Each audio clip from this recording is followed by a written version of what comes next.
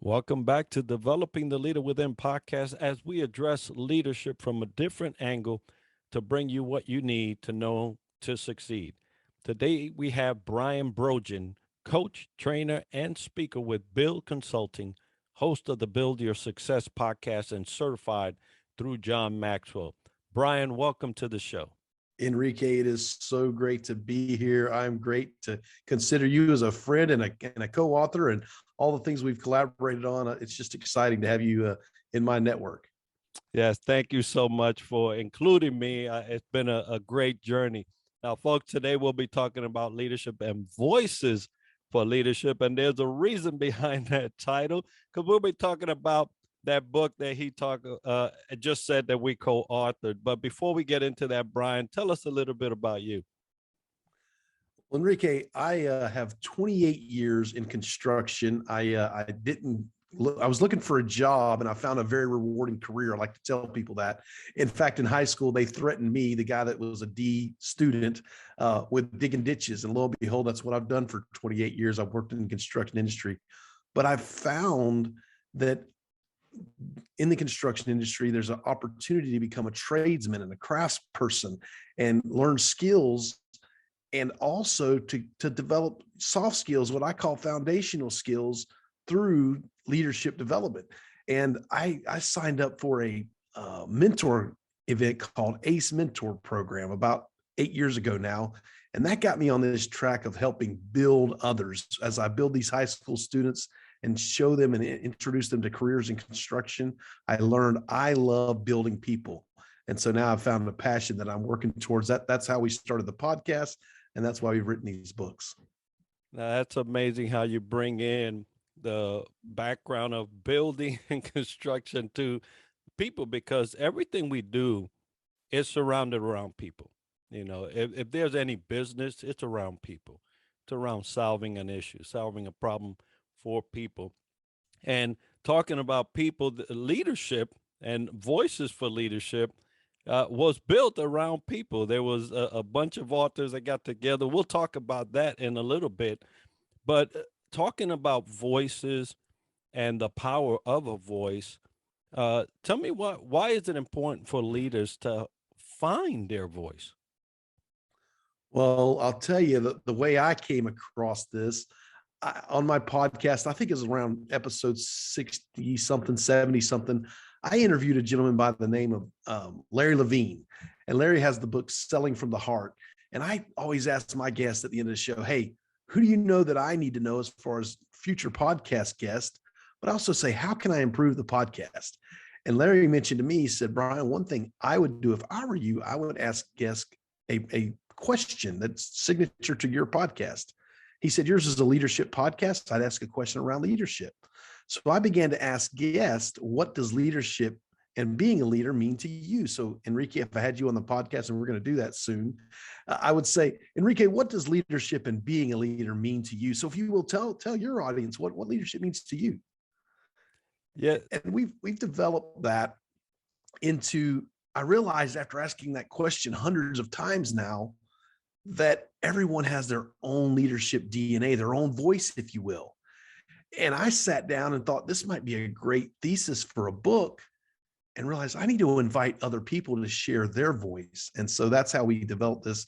It's been an amazing journey. We're beginning to work on volume 2 now. After having 40 authors in volume 1, we're going to work towards the same model and put 40 authors in volume 2 and hear leadership from a diverse group of people. And diverse indeed. You went worldwide in finding these voices, and it's amazing how a worldwide perspective on leadership is such a crucial part of understanding how this world goes around. But you brought together a group of leaders with like you mentioned, a diverse background, and you know, there are a lot of leaders that are struggling to find their voice. They're in positions, they're doing the work of leadership, but don't have a voice. And so, why is it important for leaders to find their voice? Well, Enrique, I think it's so important. When I hear you say that leaders are struggling, sometimes people copycat what they've seen other leaders do. And copycatting someone else is not going to work. You need your unique style. The people that you're leading need your unique style, your authentic person. They need you in who you are and how you become who you are to lead them. Not to say we can't learn and we can't improve, but still back to our core strengths.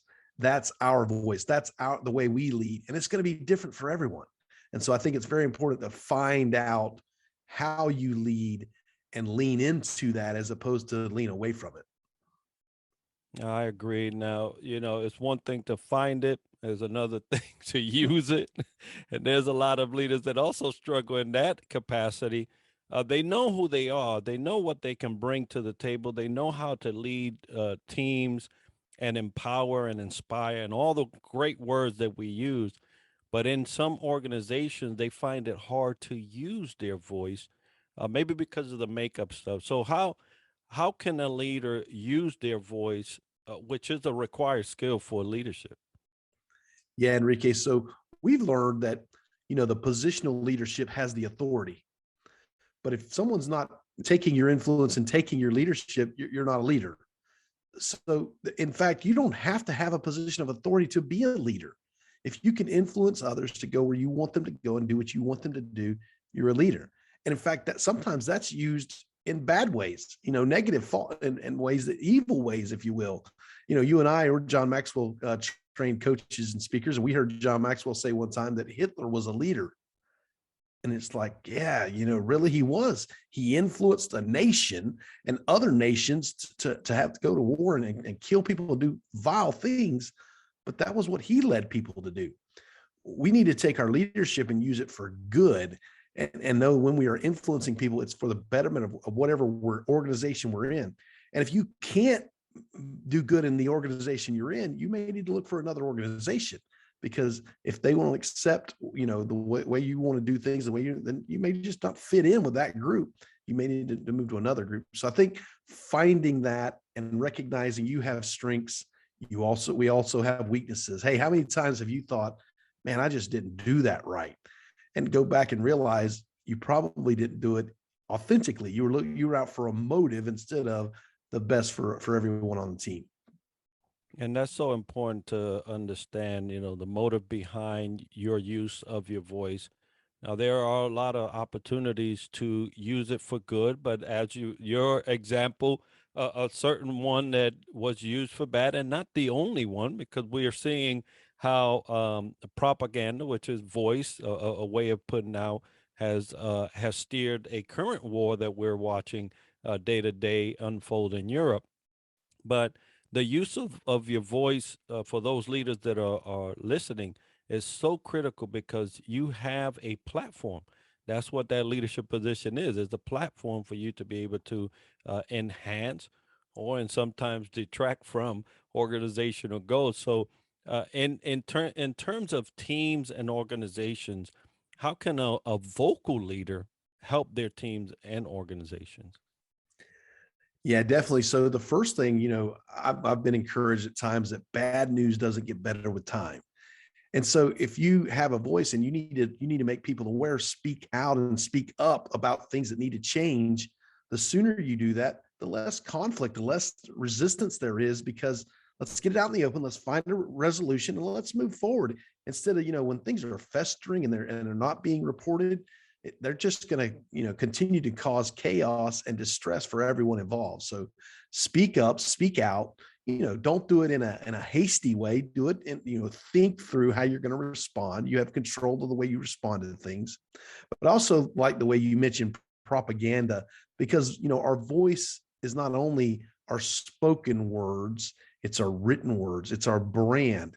You have your success to you brand and you want to build that model. Everything you do when you represent yourself online, when you represent yourself, when you're coaching and training others, that is your voice. And you want to protect that voice and keep it, for Enrique. And I want to do the same thing for what I'm doing in my life, is to keep my brand consistent with my voice. And that's so critical, folks. It's important to curate what you're communicating, right? Both vocally and, as Brian just mentioned, even written. And we're going to be talking about the written version right now, as Brian had alluded to earlier. He went on a project after speaking to an author that we both know and have collaborated with, and created a project which is known right now as Voices for Leadership. Now, Brian, I want you to take me through your thought process, because this was a huge endeavor. It continues to be a huge endeavor, with a bright future. But how did you get to through this project, and what have you learned through your going through it? One of the biggest lesson I learned is when you put together 40 leaders, 40 people that are working hard and building their own brands, like we're encouraging people to do, they're busy and they can't commit to everything that I, as the leader of this community, want them to. So I've got to be careful and understand and recognize, but I've also got to, if you will, herd them at times to bring the project forward. You have to have deadlines, you have to have a goal in mind, and communicate that out on a frequent basis. Hey, this is where we're going, this is why we're going there, and keep everyone engaged and involved. You got a deadline, you got a printing deadline, and you got to get that done in time for everyone to be on board and their voice to be included in the book, if you will. So it's just collaboration is an amazing thing, but the more people you add, the more people you have to coordinate.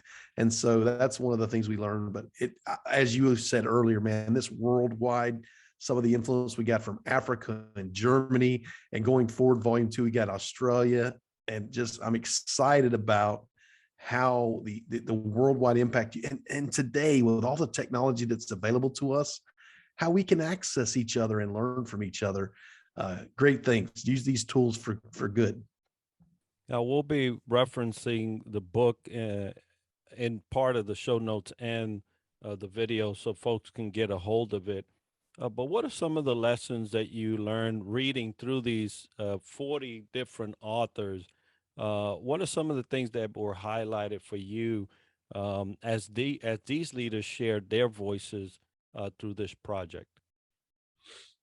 You know, many of our authors chose to use a story or an analogy to bring across their leadership message.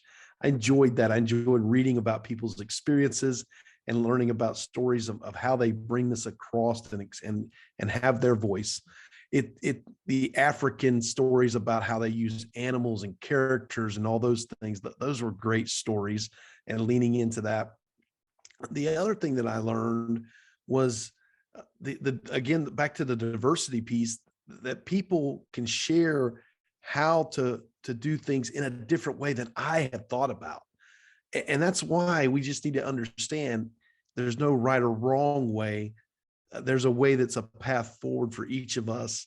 And as we include others, we'll get to learn from others that you know what, the way I was doing this may not be right. I can learn from Enrique, and I could change some of the things I'm doing. You know, you wrote the chapter on the K factor. I didn't know what K factor was until I read your chapter. And I asked you to explain that to me. And in the book you did, and it's just worked out where you recognize, hey, these things are limiting factors is what they are. And I think that just all the collaboration, everyone writing from their heart, if you will. I also like the fact we got it in short chapters, so it's bite size. And so you can read a chapter in a few minutes, or you can read several chapters in several minutes. So those are things that I've learned from the book, and excited about the new opportunities going forward. Well, folks, I am going to encourage you all to get a couple of those voices in your head on a daily reading and daily basis. The book is a great compilation of 40 uh, global leaders, right? Some locally. We just had a book launch party where we were able to meet the local leaders, and that was a great event. And we're looking forward to great things. Now, Brian, you mentioned this is volume 1, right? And your pathway Yeah, and just reading the book right in front of me, The Pathway to Becoming a More Influential Leader, Volume One. So that only alludes to that you may be having something up your sleeve, briefly, without too much detail, as much as you could share. What's in the horizon? Yeah, so we designed this as a series when we first began. We knew where we were going. That old saying. I'm trying to remember how it goes about, you know, begin with the end in mind. And so one of the things we plan to do is make this a series. What we didn't plan to do and what has happened is we created a community around this. So today you can get on a call once a month with our authors and ask questions of the authors. I like to say, how many times have you read a book and said, I'd like to ask this author a question? Well, because of this community, we've created that where you can do that. And so that's exciting. And then we're also planning an event, an annual event where we can all come together and share our leadership voices and also, collaborate in person at an annual event. So a lot to come, but volume two is underway. We just announced our 4 featured authors for volume two, and we're excited about that. Absolutely. Something to be excited about. I'm looking forward to the next book in the series.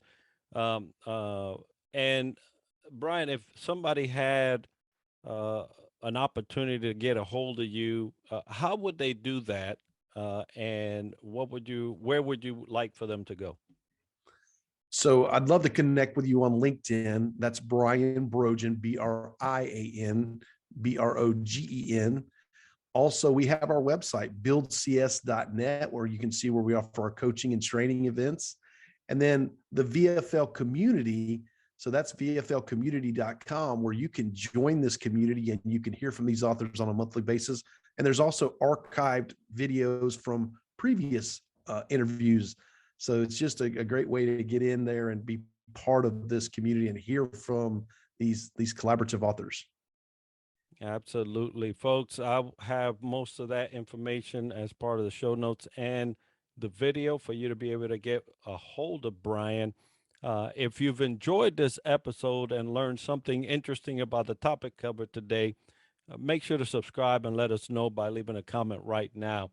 We're always looking for new ideas and guests that we can add to our show. So if you know someone or have a topic that you would like featured on the podcast, we'd love to hear about it by emailing us at triadleadershipsolutions@gmail.com.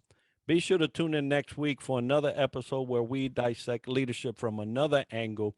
And as we like to end the show, success to you.